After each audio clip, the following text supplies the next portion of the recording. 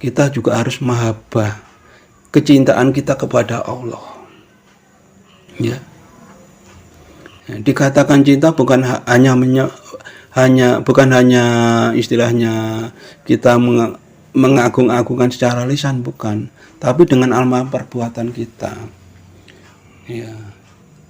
Sifat-sifatnya Allah di dalam diri kita ini kita praktekkan, itu cara untuk kita cinta sama Allah. Ya. Salah satunya cara untuk cinta kepada Allah itu adalah dengan melaksanakan sifat-sifat Allah atau afalnya Allah di dalam diri kita. Allah Maha Rahim, ya kita harus kasih sayang sama orang. Allah Maha Pelindung, kita juga harus melindungi orang. Nah, itu yang dikatakan cinta sama Allah tuh sifat seperti itu. Bukan cuma mengakukan Allahu Akbar cuma lisan. Itu enggak bisa. Tidak akan hidayah itu turun dengan cuma cara seperti itu. Enggak bisa. Kalau di dalam dirinya, di dalam rohaninya itu belum benar-benar ada kecintaan. Enggak bisa. Ya. Terus berikutnya yaitu muqarabah atau pengawasan diri. Nah, pengawasan diri ini harus kita kerjakan setiap saat. Kita mengevaluasi pengawasan diri. Kita belum berangkat kerja atau sebelum melakukan kegiatan, kita sudah berpikir, akankah nanti yang saya lakukan ini benar atau salah? Ya. Nah, ini untuk menjauhkan kita berbuat yang aneh-aneh atau yang salah. Setelah berbuat, ya, sudahkah benar perbuatan saya ini? Nah, itu. Jika belum, kita perbaiki. Jika sudah, kita jangan sombong hati. Nah, dan seterusnya itu pengawasan diri. Kita selalu mengawasi gerak-gerik hati kita. Ya, itu jarang dilakukan oleh orang. Ya. Kalau orang itu pengawasan dirinya bagus, tidak akan nyeleneh-nyeleneh berbuatnya. Dan tidak akan ada kesombongan karena sudah dia tertata rapi dalam kehidupannya. Ya, sehingga kecintaannya kepada Allah tadi itu benar-benar cinta. Termasuk mencintai aturan-aturannya ini. Jadi mencintai Allah itu termasuk mencintai hukum-hukumnya, aturan-aturannya ini. Ya, seperti itu. Ada pertanyaan?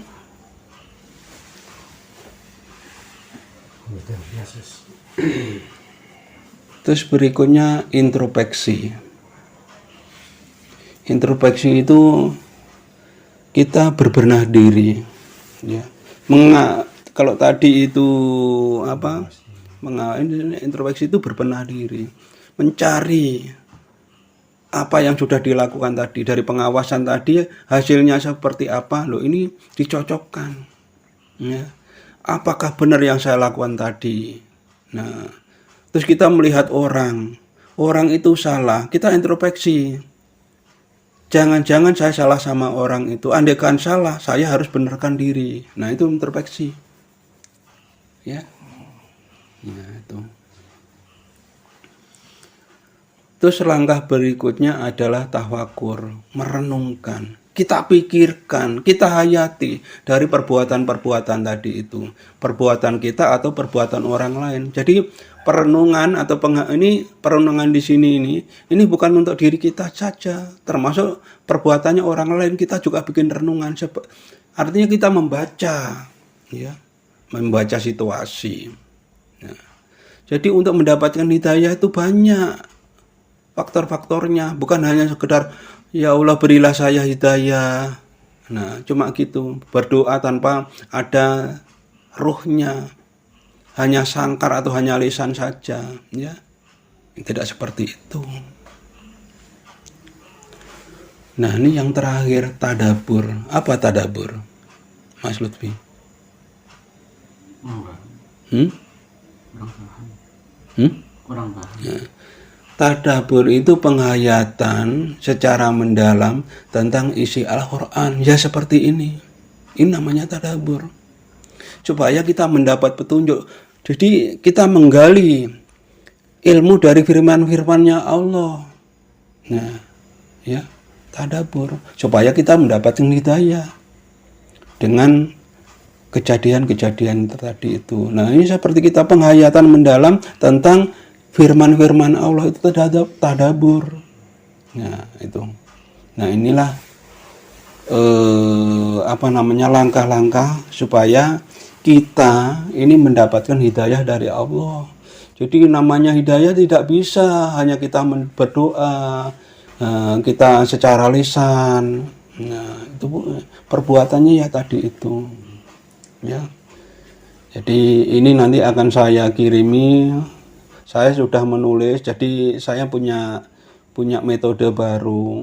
Setiap saya ada pendapatan tentang pendapatan artinya itu ilmu yang turun ke saya, ini saya tulis.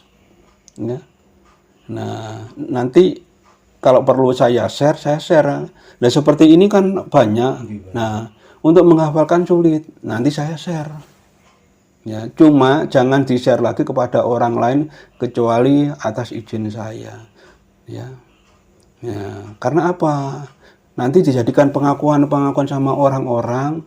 Nah, jadi ribet. Ya. Ya, itu. Jadi untuk menjauhkan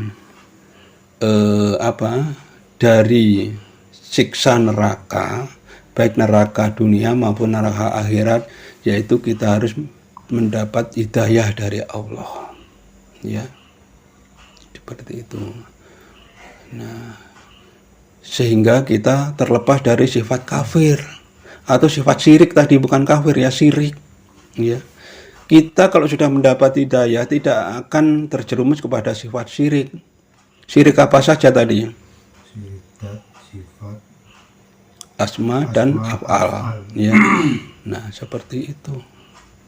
Tidak syirik ke situ. Nah, jadi bukan seperti pengakuan daripada kaum seperti yang tadi kita terjemahkan tadi. Ya. Jadi Allah itu untuk semua ciptaannya itu adil. Tidak ada prioritas tertentu. Karena golongan, karena keturunan atau nasabnya, nah, semuanya itu tergantung dari amal perbuatannya. Apakah dia syirik, tergolong syirik, apakah dia tergolong orang-orang yang mendapatkan hidayah. Cuma itu. Ya. Dan untuk mendapatkan hidayah memang sulit. Kalau syirik itu gampang. Tapi untuk mendapatkan hidayah adalah sangat sulit. Langkah-langkahnya tadi sudah disebutkan. Ya.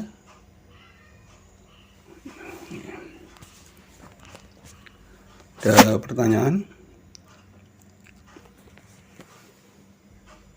Semua kesengsaraan itu neraka. Misalnya dikembalikan ke sengsara. Kita keadaan musibah, kemudian kita kembalikan kepada Allah. Itu maka termasuk hidayah. Nah, jadi kalau kesengsaraan itu tadi sudah saya ngomong, kita kembalikan kepada Allah. Artinya kita terima kesusahan itu, penderitaan itu. Nah, itu tergolong hidayah. Ya, mendapatkan petunjuk dari Allah. Karena sudah tidak terbelenggu dari penderitaan itu. Ya, penderitaan itu adalah bentuk pertentangan kita dengan takdirnya Allah. Tidak terima, maksudnya gitu. Sehingga kita merasa penderitaan. Sesakit apapun, bila mana kita mengakui bahwa semua itu adalah cara-cara Allah yang paling baik untuk diri kita, tidak merasa penderitaan. Tidak ada penderitaan kalau kita menerima takdir, itu tidak ada. Sesakit apapun tidak merasa penderitaan. Bahkan ada yang tertawa dengan kebahagiaan walaupun tubuhnya dalam kondisi sakit. Termasuk para sufi contohnya itu banyak yang seperti itu. Tidak ada penderitaan itu kalau kita terima. Ya. Takdir dari Allah yang berupa penderitaan, kebahagiaan, dan apapun bentuknya. Bila kita itu menerima, itu bukan penderitaan lagi. Itu sudah hidayah, sudah. Ya. Penderitaan itu muncul karena kita tidak terima. Ya. Kalau kita menerima, tidak ada sesuatu penderitaan, itu tidak ada. Semua yang diciptakan oleh Allah itu adalah untuk kebahagiaan manusia. Ya, semuanya manfaat. Kalau kita sudah punya prinsip, ya, bahwa segala sesuatu yang dari Allah itu adalah mutlak, hak, benar, dan kita menerimanya, insya Allah tidak ada namanya penderitaan, itu tidak ada. Ya. Dan pertanyaan Mali.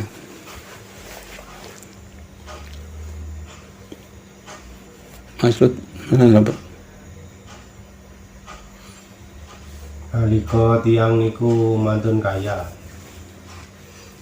Napa sami kali Mas Lutfi nembe. Nalika mantun kaya raya. Tapi mboten dereng keadaane tiyang niku suhud.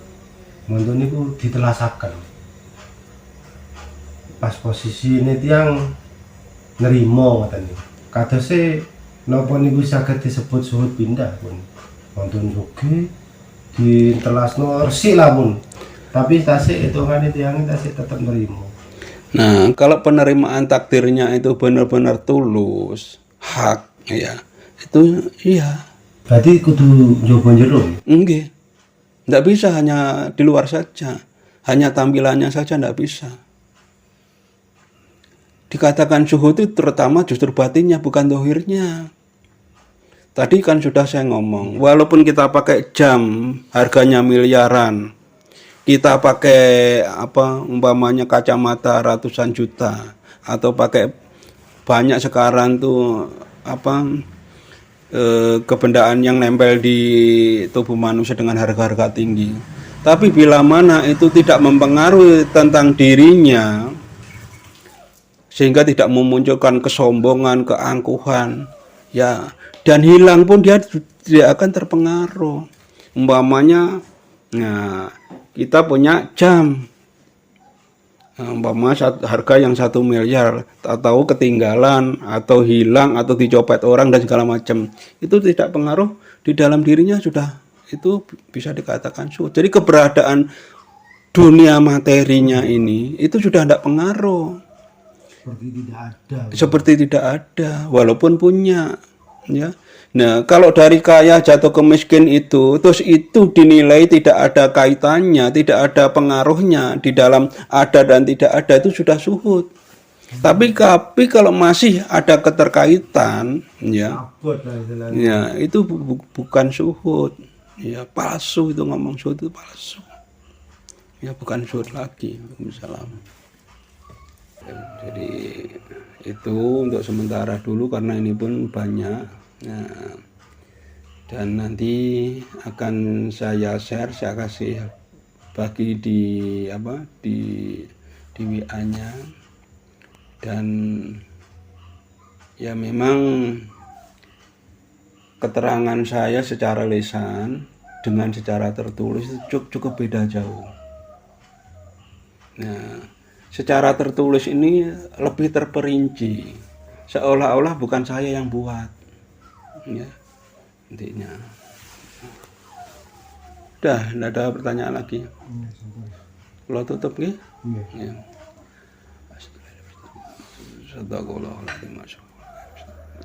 Al-Fatihah.